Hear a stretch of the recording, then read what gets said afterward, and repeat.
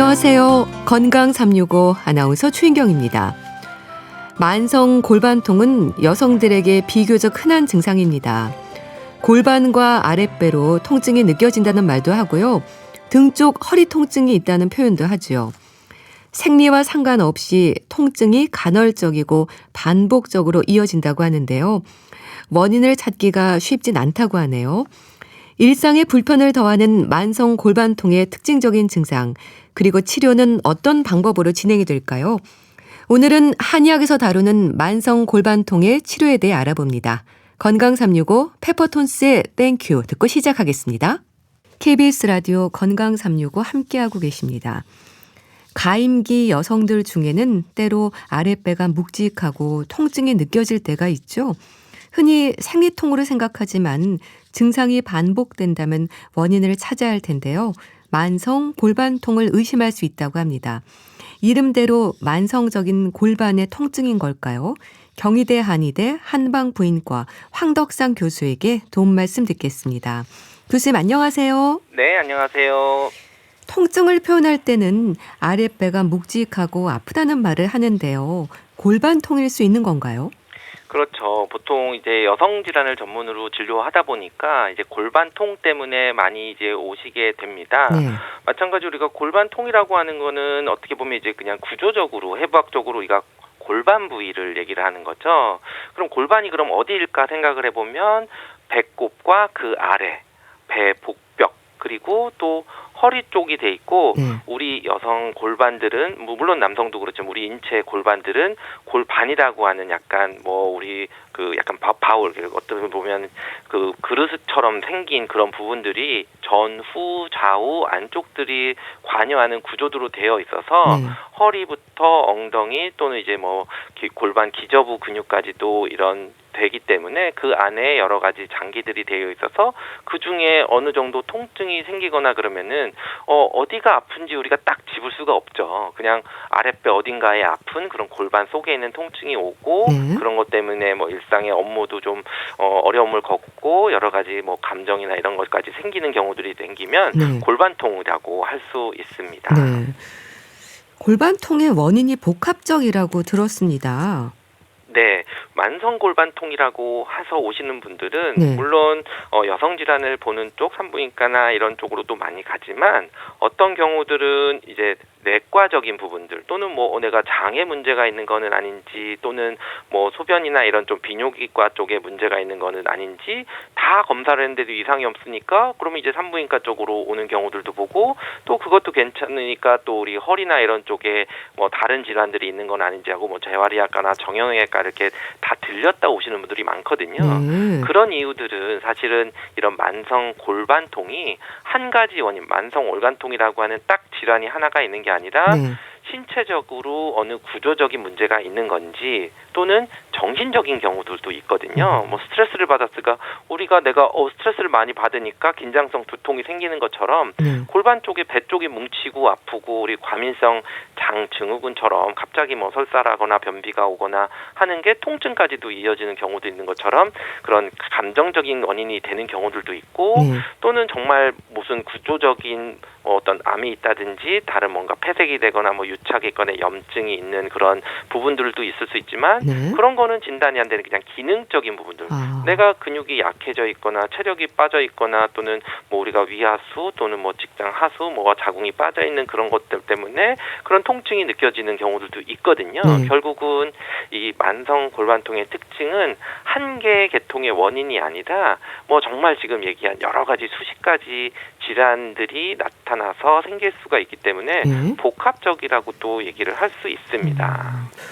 그럼 일단 생식기나 소화기계의 문제로도 생길 수 있는 거네요? 그렇죠. 가장 이제 아랫배 골반통이라고 하면은 여성들은 이제 생식기계의 문제라고 생각할 수도 있는 거죠. 생식기라고 하면 당연히 우리가 골반강 안에 있는 구조 중에서 가장 큰 게 여성의 자궁이거든요. 그럼 자궁은 또 우리가 생리 주기에 따라서 호르몬 변화에 따라서 생리 출혈이 하고 자궁 내막이 부풀어져 올라왔다가 다시 그게 쏟아져 내려오는 그런 출혈이 있는데 네. 이런 과정들의 염증 반응들이 사실은 관여를 하거든요.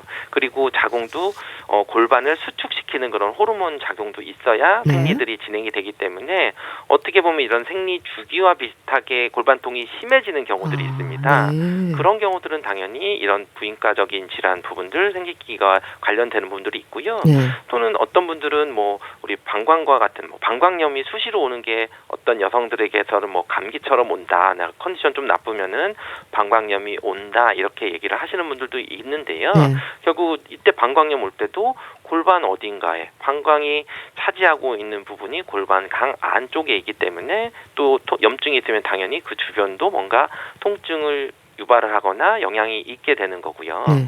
근데 또 이게 우리가 장이 또 골반 강 안에 또 있기 때문에 대장이나 소장이나 이런 것들이 있기 때문에 또 그런 쪽에 문제가 되면은 뭐 변비가 온다든지 설사가 온다든지 그럴 때마다 나는 골반통이 더 심해지는 경우들이 느껴지거나 그러면은 또 이런 소화기 계통들이 되어 있는데요. 지금은 이제 어떻게 보면 좀 두루뭉실하게 말씀을 드렸지만 어떤 이 골반통을 유발하는 여성에게 있어서 유발하는 질환들로 가면은 비뇨생식기에도 한 20몇 가지 되고 또는 이런 그 생식기로도 또 뭐 10몇 가지가 되고 네. 소화기로도 막 그냥 봐도 10몇 가지가 될 정도로 다양한 질환들의 원인이 다 골반통을 유발할 수가 있습니다. 네. 뭐 부인과적인 질환, 이제 방광염도 얘기를 하셨는데요. 자궁 내막증이나 근종뿐 아니라 방광의 문제와 같은 비뇨기계 이상으로도 생길 수 있다면 원인 파악에 시간이 좀 걸리기도 하겠어요. 그렇죠. 아무래도 월경 주기에 따라서 변화되는 통증의 경우들은 사실은 한 달에 한 번 생리를 하고 월경을 하는데 그 주기에 따라서 근수축 호르몬이 나오는 시기들이 있겠죠. 그럼 그때 심해지는데 그럼 결국은 이제 한 달에 뭐 그냥 왔을 때 멀쩡하다가 나 생리 때만 되면 아프니까 또 그러면 이번 달은 또 지켜보고 다음 달에 또 오고 또 그러면 이번 달은 검사를 했더니 또 뭐 특별히 진단되는 게 없으니까 또 이렇게 해서 그래서 이제 만성 골반통은 최소 이제 6개월 이상 증상들이 진행이 될 때 진단을 한다고 하는데요. 그러면 결국 그 기간 3개월에서 6개월 동안은 뭐 검사도 하고 또 증상들의 변화들을 관찰하고 또는 어떤 치료를 하면서 그 반응들을 봐야 되는 것들이 있는 경우들이 있고요. 또는 뭐 방광염이나 이런 것들도 뭐 매번 있는 게 아니라 또 증상들이 나타날 때 또 진단을 확인해야 되기 때문에 좀 진단이나 이런 시간들이 좀 길어지고 처음에 원인에서도 복합적으로 나타나기 때문에 단순히 딱 검사 하나 하거나 전체적으로 뭐 다 한다고 진단이 되는 게 아니라 통증의 양상이라든지 또는 심화되는 그런 요인이라든지 또는 부위라든지 검사를 같이 병행을 해서 복잡하게 해야 돼서 진단이 되고 이러다 보니까 실제로 뭐 어떤 검사를 통해서 명확한 진단이 50%는 여성의 50%는 또 명확한 원인을 발견하지 못한다는 연구 결과가 있을 정도로 조금 진단에 있어 시간이 걸릴 수 있습니다. 네. 그런데요, 만성 골반통은 이런 여성뿐 아니라 남성들에게도 위험이 있지 않을까요? 전립선의 문제로도 만성 골반통이 올 수 있다고 하던데요. 그렇죠. 여성들도 골반강 안에는 이제 여성들은 뭐 자궁도 있고 뭐 그렇지만 난소도 있고 비뇨 그런 쪽에 있지만 남성들의 문제는 이제 그런 것보다는 오히려 이제 전립선 문제들이 와서 보통 이제 만성 전립선 염을 이렇게 겪게 되면은 이제 골반통과 비슷한 통증으로 나타난다고도 합니다. 그래서 만성 전립선 염도 뭐 전체 남성의 뭐 절반 이상은 평생 한 번 정도는 뭐 증상을 겪는다고도 얘기를 하는데요. 물론 이제 염이기 때문에 뭐 염증일 수도 있지만 실제로 뭐 염증도 없는 경우가 있시 뭐 이러한 통증이나 이런 것들이 나타나는 그런 만성 전립선염 증상들이 있는데요.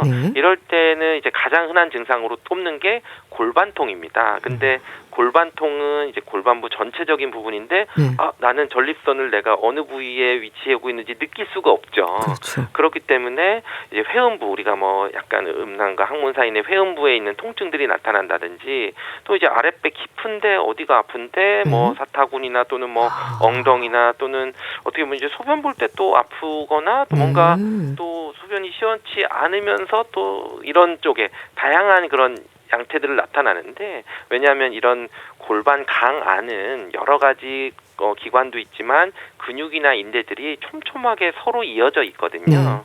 그래서 지지하고 있기 때문에 한쪽에 염증이 있어도 다른 근육들이나 이어져 있는 다른 쪽에 있는 통증들을 이게 연관통이라 그래, 리퍼드 페인이라 그래서 실제로는 통증 부위는 딴 데 있지만 다른 쪽에도 이제 나타나게, 우리가 예를 들면 허리 디스크는 있지만 아픈 거는 뭐 우리 허벅지 옆쪽이 아프다든지 이렇게 약간 그럴 때는 근본 원인들이 되어 있어서 남성들도 좀 골반통이 그런 양상으로 나타나는 게 전립선 염이나 이런 쪽으로도 나타날 수가 있습니다. 네. 정확한 진단이 좀 필요하겠네요. 네. 남녀 상관없이 척추나 신경의 문제로도 만성 골반통은 생길 수 있다는 것도 맞는 얘기인가요? 맞습니다. 그래서 골반이라고 하는 그런 해부학 구조를 알면 이것도 좀 이해가 충분히 가능한데요. 우리가 척추가 있고 척추 근육들이나 허리 근육들이나 또는 그 신경들이 지나서 허리 뒤쪽으로 해서 골반을 지나가지 않을 것 같지만 골반을 유지할 때 안쪽 내측벽은 장요근이라고 하는 그 허리 쪽에 붙어 있는 근육들이 대퇴골 안쪽까지 해서 이제 그 다리 쪽까지도 이어지는 근육들이 있습니다. 그러니까 우리가 다 나눠져 있는 근육들이 나눠져 있는 게 아니라 다 연관되어 있어야지 관절들의 힘을 잘 받게 되는 거거든요. 결국 그렇기 때문에 허리 디스크, 또 우리가 엉덩이 뒤쪽에 있거나 꼬리뼈 옆에 있는 그런 근육들도 사실은 허리에 지나가는 신경들이 다 지나가거든요.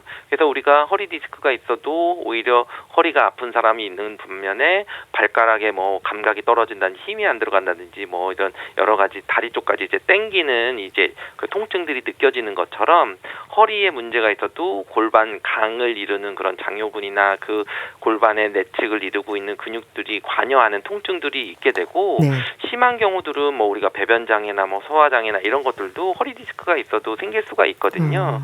그래서 골반 강 안에 있는 구조들은 해부학적으로, 신경학적으로 뭐 여러 가지 뭐 염증이나 이런 것들 쪽으로 다 밀접한 연관이 있을 수 있습니다. 네. 연관통이 있고 아무래도 이제 원인 파악에 시간이 좀 걸리기도 할 것 같기도 한데 진단이 중요할 것 같습니다. 만성 골반통의 기준이 있겠죠?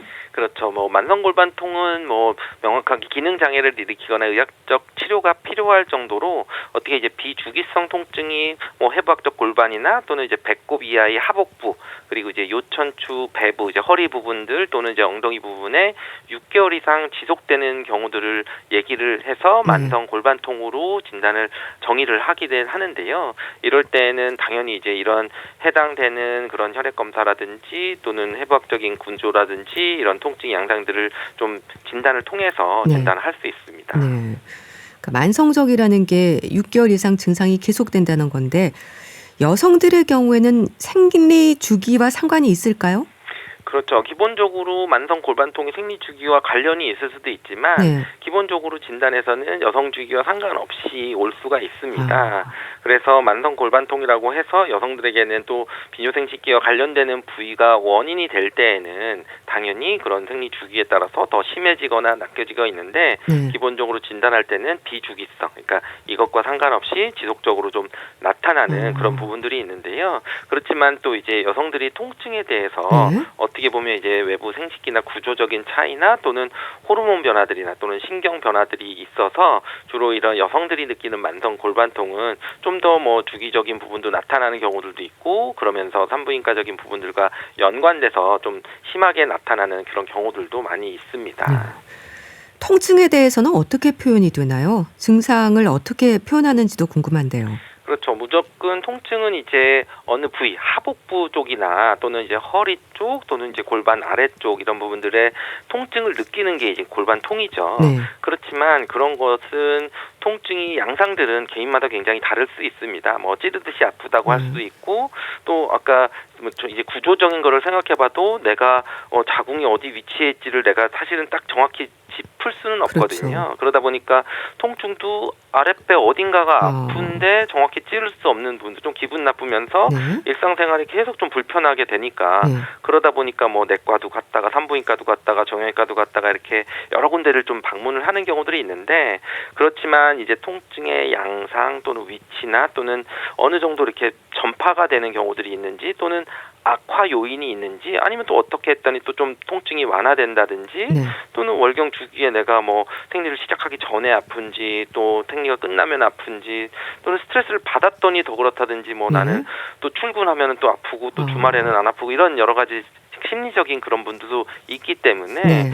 증상들은 좀 촘촘히 병력 정치를 잘 해서 단순히 부인과적뿐만 아니라 내과나 뭐 심리학적인 거나 또는 그런 체형적인 부분들까지도 좀 자세히 좀 들어봐야 진단에 도움이 되는 경우들이 많습니다. 네. 뭐 통증의 양상이나 위치는 개인에 따라 차이가 있어서 이제 병력 청취가 중요하다고 하셨는데 통증이 심해지는 특정 자세가 있다거나 하는 부분은 없을까요? 그렇죠. 기본적으로 만성 골반통이 우리 골반 구조가 어떤 혈액순환이나 근육이 통증을 유발하는 상태가 돼서 네. 오는 경우들도 많이 있거든요. 그래서 이제 골반이라고 하는 게 단순히 딱 우리 신체 부분이 있는 게 아니라 우리 상체, 무거운 상체가 누르는 그런 부분들을 버텨줘야 되는 부분들이 있고 네. 골반이라고 하는 게 사실은 이제 펠빅 플로어라고 해서 골반 바닥 근육들 기저부가 우리 주춧돌의 균형을 잡아주는 거랑 똑같거든요. 그렇기 때문에 그런 부분들이 좀 한쪽으로 압력이 있다든지 골반 정렬이 문제가 있다든지 앞으로 쓰러진다든지 또는 뒤로 너무 이제 뭐 뒤로 넘어가 있다든지 그랬을 때 통증들이 더 심해지거나 또는 그런 자세들로 혈류순환이 잘 안 되면은 네. 당연히 또 생리통이나 이런 것도 심해지는 거거든요. 그래서 이제 흔하게 생각하면 우리가 구부정하게 골반을 앞으로 기울여져서 오는 경우들도 있고 네. 또는 거꾸로 우리 학생들 게임하는 자세들인데 이렇게 예. 의자 뒤로 이렇게 쭉 허리 목 빼고 뒤로 네. 넘어가서 이렇게 멀찌감치 컴퓨터 화면 보는 자세로 해도 사실은 그러면 또 골반이 그 상태로 오랜 시간을 유지하다 보면은 또 당연히 그런 골반 위치들이 또 나빠지거나 해소돼 있을 수도 있고요. 네. 또는 이제 힐을 신고 오래 서 있는 그런 직업을 하시는 분들은 골반이 이제 앞으로 쓰러지면서 왜냐하면 힐이 그 뒤쪽에 있는 근육들을 밀어 올리기 때문에 네. 골반이 앞으로 쓰러지면서 내부 장기가 앞쪽으로 쏠리면서 오히려 그걸 버텨줘야 되는 쪽으로 그런 자세들이 나올 수도 있거든요. 네. 당연히 그러면 근육들도 좀 무리가 되고 또는 국소적으로 혈류순환이 안 좋아져서 통증들이 다 심해져서 어떻게 보면 한 자세로 너무 어떤 자세든지 한 자세로 나쁜 자세를 유지를 하면 골반통은 심해질 수 있다. 이렇게 보실 수도 있습니다. 네. 그 만성 골반통의 진단과 통증에 대해서 쭉 말씀 주셨는데요. 한의학에서는 어떤 상태로 설명을 하나요?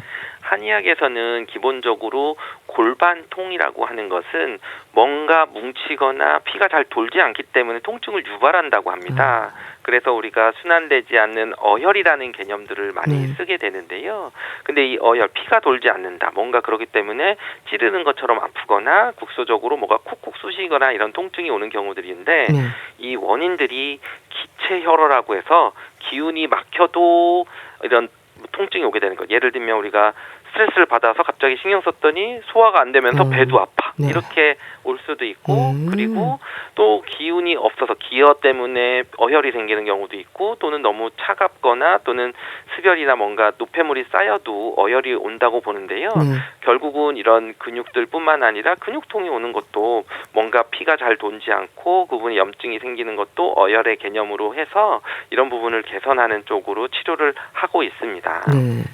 뭐 어혈, 뭐 기혈 좀 어려운데 몸과 마음 상태가 모두 원인일 수 있다는 건가요? 맞습니다. 그래서 이런 부분들 어혈이라고 하는 부분 그 만성 골반통의 원인을 처음 얘기했을 때 뭐 부인과 내과 또는 심리적인 것들 또는 뭐 사회 자세 이런 것들인 것처럼 어떻게 보면 우리가 뭐 정신적인 거, 육체적인 거 또는 기운 또 잘 먹는 거 이런 부분들이 뭔가 순환되지 않고 균형이 깨졌을 때 피도 잘 뭉치고 돌지 않고 또는 수분도 정체되는 담결렸다고 하는 그런 담음들이 또 골반 쪽에 가면은 통증이 오게 되는 원인으로 봐서 저희가 단순히 골반통은 또 질환들을 진단하는 것들도 있지만 한약에서 치료할 때는 기혈순환이 잘 되는 쪽에 그런 위주로 치료 목표를 잡고 있습니다. 네. 자, 그렇다면 한의학에서는 어떤 치료에 중점을 두실까요? 네, 기본적으로 골반통은 진단은 내려지고 네. 필요한 질환에 대한 뭐 수술적인 거나 어떤 약물에 대한 치료들이 진행이 되는 것은 필수가 될 수 있습니다. 당연히 그 질환이 해결이 돼야 골반통이 없어지죠. 네. 그렇지만 이제 그런 골반통의 원인을 치료를 했지만 다양한 원인들이 작용하기 때문에 또 증상들이 이어지거나 또는 뭔가 이완이 안 되거나 또 기운이 없어지거나 하는 부분들은 여전히 지속이 될 수 있기 때문에 네. 한의학은 그런 치료들, 어혈을 풀어주고 또는 긴장이나 스트레스를 좀 완화시켜주는 화병을 치료로 해줘서 골반통이 오는 경우들도 있어서 네. 화병을 치료해주는 게 어떻게 보면은 우리가 스트레스도 완화시켜주고 심리적인 안정을 취해주는 것들이 되는 거죠. 네. 그래서 대표적으로 이제 뭐 반총산이라고 하는 약들도 쓰면은 위장관이나 이런 부의 긴장들을 풀어주면서 우리 골반 쪽에 있는 허리 아래쪽 산층이라고 해서 근육이 잘 뭉치거나 하는 부분들을 좀 풀어주는 그런 쪽의 약을 쓰면서 네. 기력을 좀 회복시키는 쪽의 치료들도 같이 병행을 하는 경우들이 많습니다. 네. 뭐 어혈을 풀어주고 스트레스나 긴장 완화 위주로 치료를 한다고 하셨는데요. 침이나 뜸 치료가 진행이 되는 건가요? 그렇죠. 기본적으로 치매 효과가 뭐 진통 효과 있다고 얘기를 하고 우리가 뭐 근육이나 이런 데를 통증이 있을 때 다쳤을 때 뭐 많이 치료를 하지만 기본적으로 이제 골반통들은 그런 골반 주변에 있는 근육들이나 이런 데에 뭔가 뭉치고 아픈 통증 긴장되는 것들이 있어서 그런 것들을 개선시킬 때에는 침 치료가 가장 좋고요. 예를 들면 최근에는 이제 뭐 요통인 경우에도 침 치료가 오히려 장기적으로 봐도 굉장히 효과가 있다고 하는 게 밝혀진 논문들이 많이 있는 것처럼 네. 골반 주변에 있는 근육들을 이완시켜주고 인대들이나 이런 거를 강화시켜주는 그 치료가 침 치료이기 때문에 골반통에 이제 같이 더구나 이제 침은 약물적인 효과는 아니기 때문에 네. 만약에 양약을 드시거나 양방적인 치료를 하시면서 병행에도 굉장히 뭐 서로 그 상호 어떤 그 부작용이 없이도 치료를 잘할 수 있는 그런 치료이기 때문에 네. 적극적으로 고려를 하시는 것도 좋고 또 뜸이라고 하는 것은 치매 효과뿐만 아니라 따뜻하게 해서 뭔가 피도 잘 돌게 하고 하는 그런 부분들 면역력을 올릴 때에도 뜸 치료도 같이 병행을 하고 있습니다. 네. 물리치료나 자세를 교정하는 치료도 필요할까요? 그렇죠. 어떤 골반통의 원인 중에서도 뭐 내과적인 부분이라든지 어떤 그 기관의 어떤 문제가 아니라 네. 근육과 관련되는 근육이 뭔가 잘못되어 있고 틀어져 있고 그런 상태 자세가 좀 나빠지면서 근육들이 이상이 되면서 통증이 오는 골반통인 경우들은 네. 오히려 그런 내과적인 치료보다도 자세를 바로 해주고 또는 장요근이나 또는 이제 그 우리 골반 강 안에 골반 기저부를 잡아주는 여러 가지 이상근이나 뭐 내전근이나 이런 여러 가지 골반 바닥을 튼튼하게 해주는 치료가 네. 오히려 통증을 좀 완화시키고 골반 통을 증상들을 완화시키는 것도 분명히 있어서 어떤 이제 한의학에서는 그럴 때 추나 치료를 해서 뼈와 근육의 구조들을 조금 더 이렇게 바르게 정렬을 해준다든지 네. 어떤 침 치료를 같이 병행하면서 근육들을 좀 더 강화시켜주는 그런 치료들을 같이 해야 되는 경우도 있습니다. 네. 좀 일상에서 조심할 부분은 없을까요? 기본적으로 만성 골반통은 여러 가지 삶의 질을 떨어뜨리는데 원인이 명확하지 않기 때문에 그렇지만 분명히 통증이 있으면은 우선적으로 그런 원인을 좀 정확하게 진단을 받는 것도 필요한데 네. 이게 좀 추정되는 요인들로 과음이나 흡연이나 또는 한 자세로 너무 오래 앉아 있는 그런 부분들이나 운동 부족을 하거나 스트레스, 심리적인 것도 분명히 관여를 하거든요.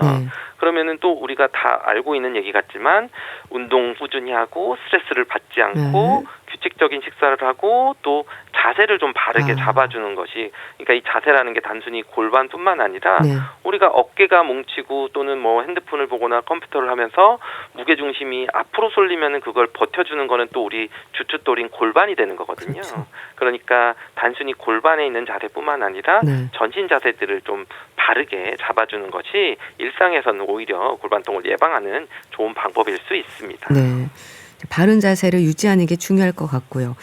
만성 골반통을 의심할 수 있는 증상들에 대해서 알고 있어야 하지 않을까 싶은데요. 확인이 필요한 증상들 짚어주시죠. 기본적으로 통증이 있을 때 뭐 여성 같은 경우는 생리 주기와 관련이 있느냐 없느냐 이런 것도 볼 수가 있고요. 그리고 또 통증이 완화되는 그런 상태들 또는 어떤 시기나 어떤 음식을 먹거나 어떤 자세를 했을 때 통증이 악화되는 것들을 좀 잘 관찰을 하시면서 진료를 받을 때 잘 설명을 할 수 있으면은 어떤 진단을 하거나 미리 좀 조기에 발견하는 그런 진단 마모에서 도움이 될 수 있습니다. 네, 알겠습니다. 자, 오늘은 만성 골반통과 관련해서 자세히 알아봤는데요. 경희대 한의대 한방부인과 황덕상 교수와 함께했습니다. 말씀 감사합니다. 감사합니다. KBS 라디오 건강 365 함께하고 계신데요. 조용필의 바람의 노래 듣고 다시 오겠습니다. KBS 라디오 건강 365 함께하고 계십니다. 책으로 건강을 생각해보는 시간입니다. 북컬럼니스트 홍순철 씨, 안녕하세요. 네, 안녕하세요. 감정시계. 오늘은 마음 건강과 관련한 내용인가요? 좀 제목에서부터 느껴지는데요. 예, 요즘에 뭐 생체 시계, 생체 리듬에 관한 책들 많이 출간되고 있는데요. 네. 이 책은 책 제목부터 약간 저의 호기심을 자극을 했습니다. 감정시계. 이게 도대체 무슨 내용일까 싶었는데 네. 우리의 감정과 관련된 책이더라고요. 근데 보통 우리가 이야기할 때 감정이 어디에서 만들어지지? 라고 질문하면 어떤 분들은 마음에서 만들어지지. 라고 이야기하고 어떤 분들은 아니지 뇌의 작용이지 라고 이야기를 합니다. 그런데 이 책은요. 우리의 감정이 몸의 문제다라고 이야기를 하고 있어요. 몸의 문제요? 예, 서울대학교 병원에서 정신건강의학과 교수로 정신건강 전문의로 오랜 기간 동안 진료와 연구를 병행해온 강도형 박사는 감정과 생체 리듬 그리고 명상과 신경 생리학 사이의 관계를 꾸준히 연구하고 있는데요. 그는 특히 우리 몸에 나타나는 다양한 통증이 이 신체 리듬을 어떻게 파괴하는지 그리고 그것들로 인해서 우리의 감정 왜곡이 어떻게 발생하는지 임상적인 사례와 과학적인 데이터로 추적을 해왔어요. 그리고 오늘 소개해드리는 감정시계가 바로 이 저자분께서 오랫동안 연구한 결과물인데요.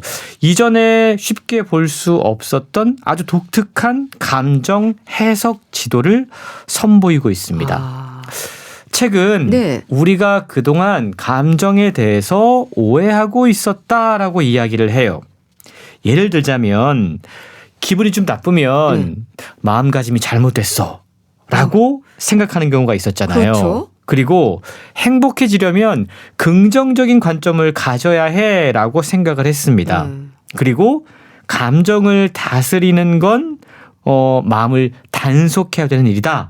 라고 믿었어요. 그런 얘기 많이 하죠. 그런데 주변을 보면 어떤 사람은 아침에 일어났는데 이유 없이 그냥 우울한 분들이 계시고요. 또 하루 종일 설명할 수 없는 불안감이 지배하는 분들도 계십니다. 별일이 없는데도 며칠째 무기력한 감정들이 지속되는 경우가 있어요. 근데 이 감정들을 어떻게 해석하거나 어떻게 설명할 수가 없었다라는 거죠. 그럴 때가 있죠. 그래서 이걸 그냥 억누르기 위해서 또 다른 감정으로 전환시키기 위해서 긍정적인 마음가짐을 갖기 위해서 노력하라라고 이야기했지만 그건 잘못된 관점이다라고 저자는 이야기를 하고 있는 겁니다. 네. 그러니까 감정이 마음의 문제가 아니라 몸의 문제라고 말씀하셨는데 그동안 이렇게 감정을 좀 오해해 왔다는 지적이 좀 새롭게 다가옵니다. 그렇습니다. 저자에 의하면 이 우리의 감정은 어떤 의지 또는 이성적인 사고에 의한 결과가 아니라고 그래요. 이 감정은요. 순전히 우리 몸이 만드는 리듬의 현상이라고 그럽니다. 이 리듬은 시간 속에서 작동하고 생각이나 마음의 영향은 의외로 크게 받지 않는다. 라는 건데요. 그래서 저자는 감정을 돌보고 싶다면 우선 몸을 돌봐야 한다라고 이야기를 하고 있는 겁니다.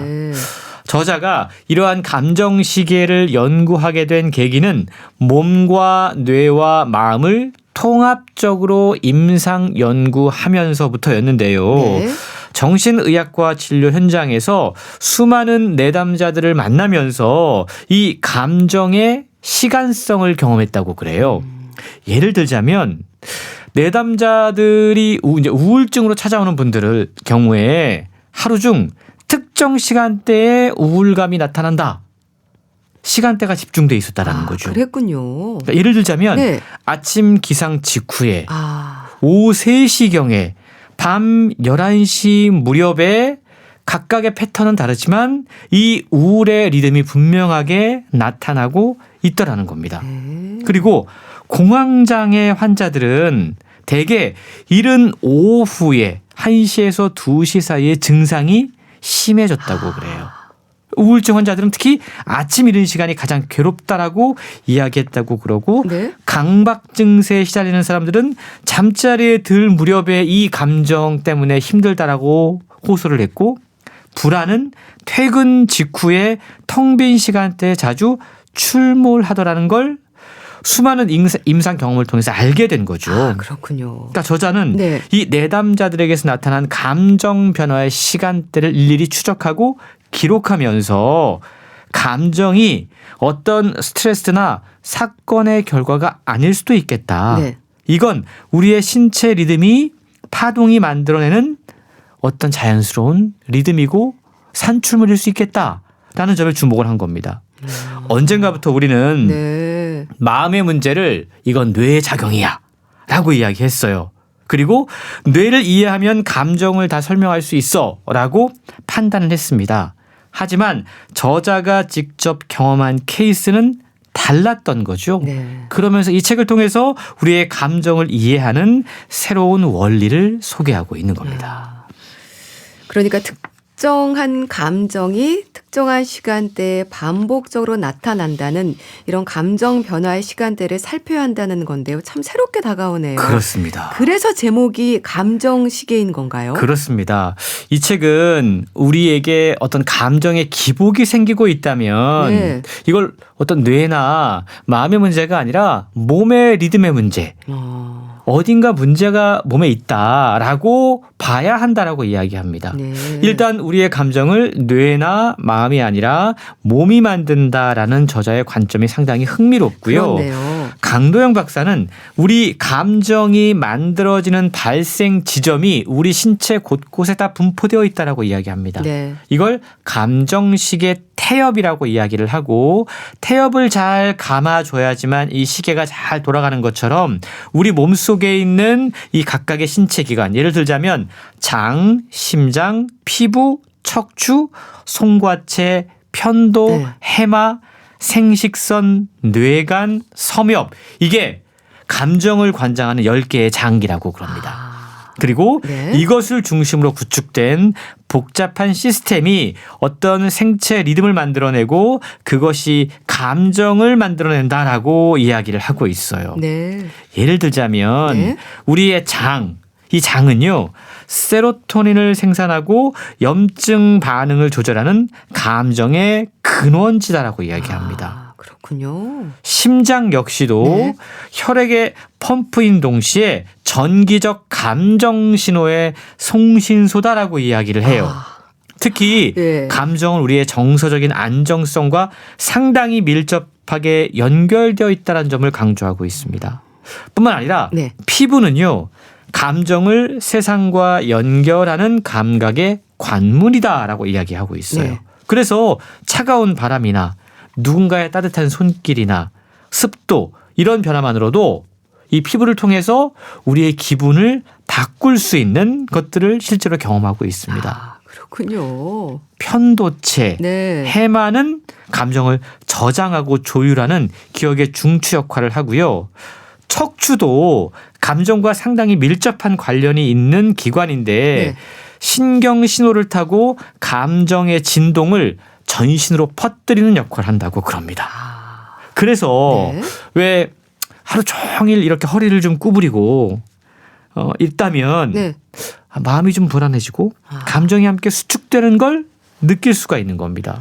근데 저자는 고개를 들고 네. 어깨를 펴고 허리를 피는 것만으로도 교감신경계 긴장이 완화되고 감정의 결도 리듬도 긍정적으로 바뀔 수 있다라고 이야기를 해요.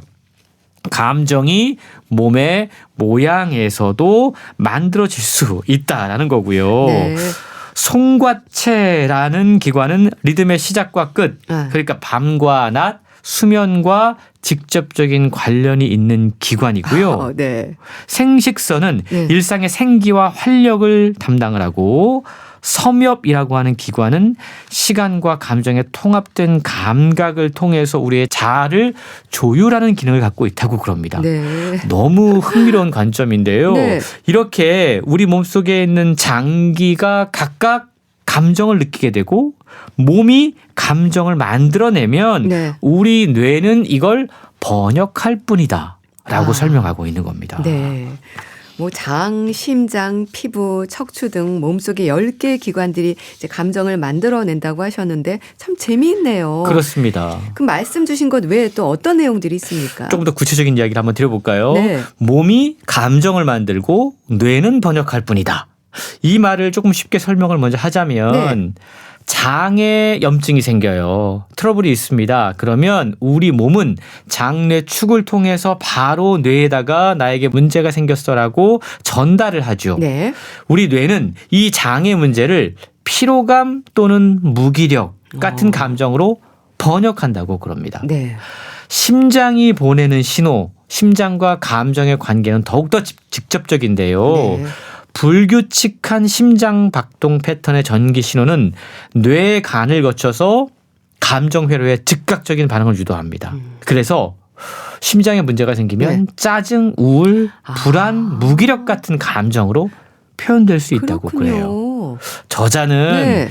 불규칙한 심장 파동이 만들어내는 불협 화음이 바로 이러한 감정들이다라고 이야기합니다. 그래서 분노는 네. 감정의 리듬이 급박해질 때 생겨나는 감정이고요. 네. 우울은 심장의 리듬이 느려지고 침잠할 때 생겨나는 감정이고요. 불안은 지나치게 빠른 속도를 제어하지 못할 때 발생하는 감정이고요. 네. 공허함은 심장의 리듬이 멈춘 상태에서 느껴지는 감정.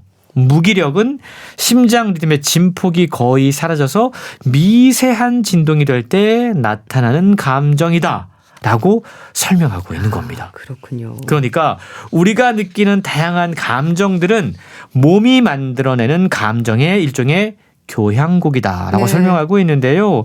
그래서 몸의 소리이자 신호인 이 감정이 우리의 생명을 유지하는 데 정말로 필요한 일종의 생존 시스템이고 네. 신호고 아유. 그 신호를 외면하면 결국 몸과 마음 모두 문제가 생긴다라고 이야기하고 있습니다. 아, 흥미롭네요. 그러니까 우리가 느끼는 감정들은 몸이 만들어내는 감정의 교향곡이다. 뭔가 좀 몸이 보내는 신호들에 민감해야 될 것 같은 느낌인데요. 우리가 보통 호르몬에 대한 말도 많이 하잖아요. 그렇죠. 연관해서 생각해 볼 수도 있겠어요. 맞습니다. 우리 뇌가 감정을 번역한다라고 이야기했어요. 네. 그리고 어떤 감정인지를 정의한다라고 이야기했습니다. 그래서 흔히 나이가 들고 노화가 진행이 되면 감정을 잘 느끼지 못하는 문제들이 발생할 수도 있습니다. 그렇군요. 근데 네. 최근 이런 상황이 우리 두뇌의 감정을 만들어내는 중요한 기관인 섬엽과 관련이 있다라고 이야기하고 있습니다. 실제로 영국의 옥스퍼드 대학교 연구진은 네. 우리 뇌의 섬엽과 전전두엽 피질이 인간에서 가장 늦게 진화한 뇌 영역인데 네. 노화의 영향을 가장 먼저 받는 영역이다. 라는 사실을 밝혀냈다고 그래요. 그러니까 노화할수록 나이 들수록 침팬지는 보상 행동과 습관을 담당하는 줄무늬체가 빨리 위축이 되는데 네. 인간은 이 섬엽이 먼저 기능이 퇴화한다는 겁니다. 그렇군요. 진화적으로 네. 가장 늦게 획득한 능력이 안타깝게 가장 먼저 사라지는 겁니다. 그리고 네. 섬엽이 담당하는 가장 중요한 이 감정과 관련된 역할이 공감 능력인데 섬엽이 나이가 들고 노화에서 퇴화되면 공감 능력이 사라지게 되는 겁니다. 공감, 네. 도덕의식, 네. 행복, 감정 조율 같은 고차원적인 기능을 담당하는 이 기관이 제대로 작동하지 않으니까 자신의 감정을 인식하지 못할 뿐더러 상대의 입장도 이해하지 못하는 거죠. 그렇게 되는 거군요. 나이 들어서 네. 고집 부리고 그런 분들은 사실은 네. 이게 이러한 어떤 감정의 문제라고 우리가 이해해 볼 수 있다는 겁니다. 네. 노화뿐만이 아니라 트라우마나 감정 마비 상태에 빠졌을 때도 우리의 섬엽이 기능을 멈춘다고 그럽니다. 네. 분노가 치밀지만 그걸 분노라고 자각하지 못하는 사람, 섬엽에 문제가 생긴 거죠. 이런 분들은 겉보기는 멀쩡하지만 네. 느끼지 못하고 사람들과 연결되지 못하고 공감하지 못하고 자신의 감정을 설명하지 못하는 사람이 되어버리는 겁니다. 자, 그렇다면 몸에서 나타나는 반응들을 잘 느낄 수 있도록 잘 들여다봐야겠네요. 그렇습니다. 최근요, 우리의 감정은 조절하는 게 아니라 조율하는 것이다라고 이야기해요. 감정을 이해하기 위해서 네. 그동안 우리가 간과해왔던 감정의 시계의 태엽들을 잘 감아주고 말을 걸자라고 이야기합니다. 상상하고 질문하고 소통하는 훈련을 해야 되는 건데요. 네. 방법이 간단합니다. 매일 아침 얼굴 위로 쏟아지는 햇볕을 향해서 몸을 열고 네. 척추가 열리겠죠. 네. 잠들기 전에 배꼽 주변에 모이는 따뜻한 기운을 상상을 하고 고개를 흔들면서 네. 뇌간의 진동을 만들어 뇌를 깨우고 손으로 피부를 자극하면서 감각을 깨우는 작은 습관들이 책에 소개가 되고 있는데요. 흔히 요즘 그런 얘기합니다. 기분을 바꾸고 싶다면 몸을 먼저 움직여라. 다 관련이 있는 이야기인 그렇네요. 건데요. 책은 감정식에 대한 이해를 바탕으로 네. 우리의 감정을 조율할 수 있는 힌트를 이야기하고 있습니다. 가장 가까운 예로 네. 심장이 정말 중요하다고 말씀드렸잖아요. 저자는 심장이 감정의 메트로놈이다라고 이야기해요. 네. 메트로놈을 조율하면서 감정을 만질 수 있다라는 거죠. 가장 단순한 방법은 네. 일어나서 복식 호흡을 하는 겁니다. 네. 심장이 어떤 박동을 보내고 있는지 감각을 해보는 거죠. 들숨을 4초, 네. 날숨을 6초, 그리고 손을 가슴에 가만히 얹고 리듬을 듣는 태도가 필요한데요. 네. 불안하거나 우울하거나 분주한 날일수록 심장의 리듬에 귀를 기울이는 것, 매일의 리듬을 새롭게 세팅하는 것, 이걸 통해서 하루의 감정을 바꿀 수 있다라고 책은 이야기하고 있습니다. 네. 참 여러 방법들 얘기해 주셨는데요. 이제 감정이 몸이 만드는 리듬의 현상이라서 나의 감정을 돌보고 싶다면 우선 몸을 돌봐야 한다는 말이 좀 와닿는 시간이었습니다. 책 감정시계 소개해 주셨는데요. 잘 들었습니다. 북컬럼니스트 홍순철 씨 감사합니다. 고맙습니다. 악뮤의 오랜 날 오랜 밤 보내드리면서 인사드릴게요. 건강365 아나운서 최인경이었습니다. 고맙습니다.